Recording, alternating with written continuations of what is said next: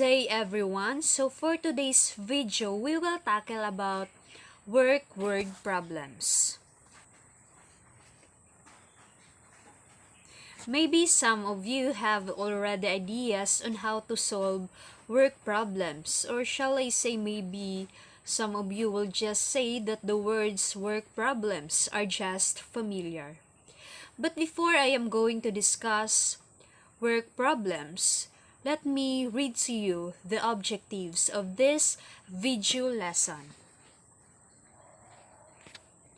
At the end of this video lesson, we will learn how to solve work problems that involve two persons. The second one, how to solve work problems that involve more than two persons. And the third one, how to solve problems that involve pipes filling up a tank. What is work word problem? Work word problems usually involve two persons or more entities working together or working alone. Or shall I say that work problems are word problems that involve different people or different entities that working together but at different rates.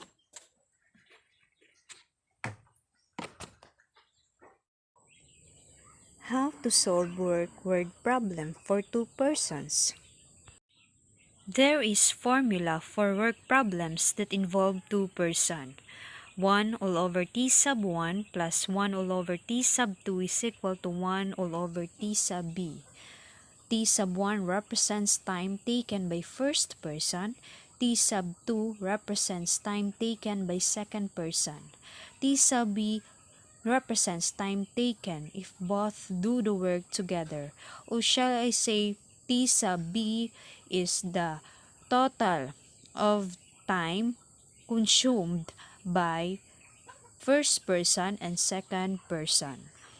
There is an example for you to understand, and we will going to apply the formula that I've shown you. Peter can mow the lawn in 40 minutes and John can mow the lawn in 60 minutes. How long will it take for them to mow the lawn together? So in this problem, we will going to solve the time by the first person and second person. Step 1. Assign variables. Let x is equal to time to mow lawn together. Step 2, we will going to use the formula that I've shown you, which is 1 all over t sub 1 plus 1 all over t sub 2 is equal to 1 all over x. So let's have a substitution of the value of t sub 1 and t sub 2. 1 all over t sub 1, which is 40, plus 1 all over t sub 2, which is 60, is equal to 1 all over x. Step 3. Let's solve the equation. Multiply both sides with 120 because 120 is the LCD of 40 and 60. 1 all over 40 plus 1 all over 60 times 120 is equal to 120 all over 40 plus 120 all over 60. 1 all over x times 120 is equal to 120 all over x. 120 all over 40 is equal to 3 plus 120 all over 60 is equal to 2 equals 120 all over x. 3 plus 2 is equal to 120 all over x. 3 plus 2 is equal to 5 equals 120 all over x. So let's have a cross multiplication. 5 times x is 5x. 1 times 120 is 120. Let's multiply both sides by 5 so that x will be left at the left side.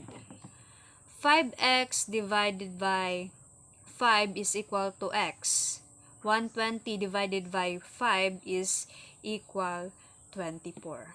So the x is equal to 24 is our final answer. So the time for both of them to mow the lawn together is 24 minutes. How to solve work word problems more than 2 persons? So let's have an example.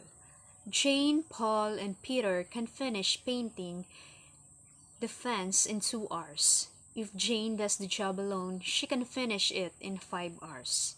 If Paul does the job alone, he can finish it in 6 hours. How long will it take for Peter to finish the job alone? So in this problem, we will going to solve the time consumed by the third person, which is Peter. Step 1. Assign variables. Let x the time taken by Peter, since the time consumed by Peter is unknown. known.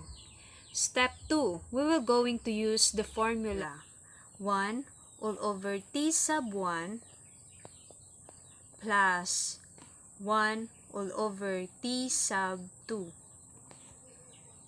plus 1 all over x. X represents the time taken by Peter and it is unknown. So let's just put x is equal to 1 all over t sub b.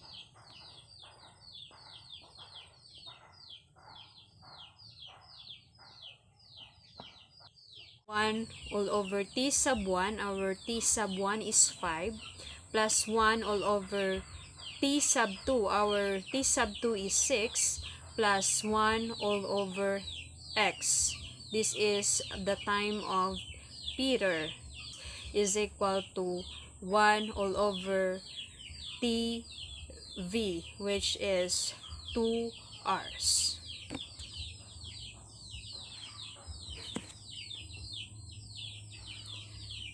Step 3. Solve the equation. Multiply both sides with 30x. Since 30x is the LCD of the denominators 5, 6, and x. So 30x will be multiplied to both sides. So we will come up to the answer with 30x all over 5 plus 30x all over 6 plus 30x all over x is equal to 30x all over 2. 30x all over 5 is equal to 6x. 30x all over 6 is equal to 5x. 30x all over x is 30. 30x all over 2 is 15x. Let's isolate positive 30 to the other side so that it will become negative 30. Then positive 15x will be transposed to the left side, so it will become negative 15x. 6x plus 5x minus 15x is equal to negative 4x is equal to negative 30. Both sides will be divided by negative 4 so that we will come up with x is equal to negative 30 divided by negative 4. Negative 30 divided by negative 4 is equal to 7 and 1/2. So the time taken by Peter is 7 and 1/2 hours. So let's proceed.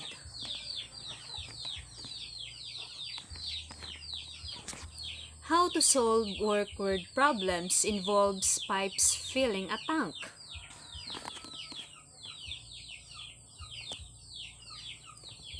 So let's have an example. A tank can be filled by a pipe A in 3 hours and by pipe B in 5 hours. When the tank is full, it can be drained by pipe C in 4 hours.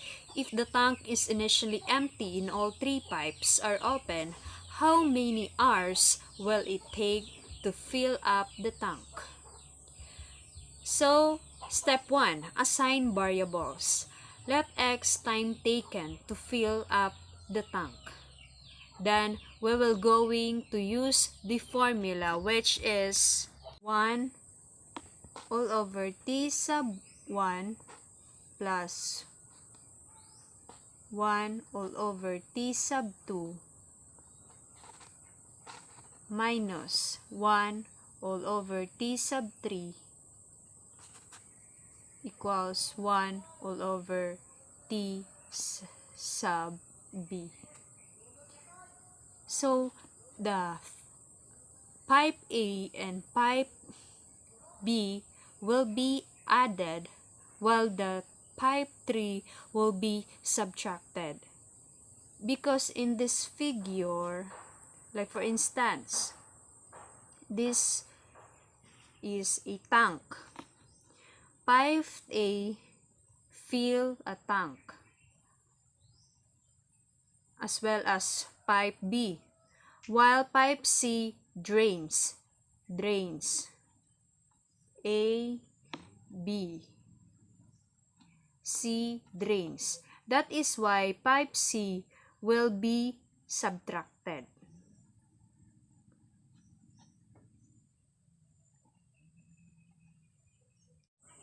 Step 3. Solve the equation. Multiply the both sides with 60, since 60 is the LCD of the denominators 3, 5, 4. So, let's multiply 60 to the both sides. So, we will come up to the answer 60 all over 3 plus 60 all over 5 minus 60 all over 4 is equals to 60 equals 60 all over x. So 60 all over 3 is 20. 60 all over 5 is 12. 60 all over negative 60 all over 4 is negative 15 equals 60 all over x. 20 plus 12 is equal to 32 minus 15 is equal to 17. 60 all over x. So let's have a cross multiplication. So 17 times x is equal to 17x. 1 times 60 is equal to 60. Divided by both sides by 17 so that x will be left at the left side. So 17x divided by 17 is equal to x. 60 divided by 17 is equal to 3 and 9 all over 17. So the time taken to fill the tank is 9 all over 17 hours. So this is the final answer.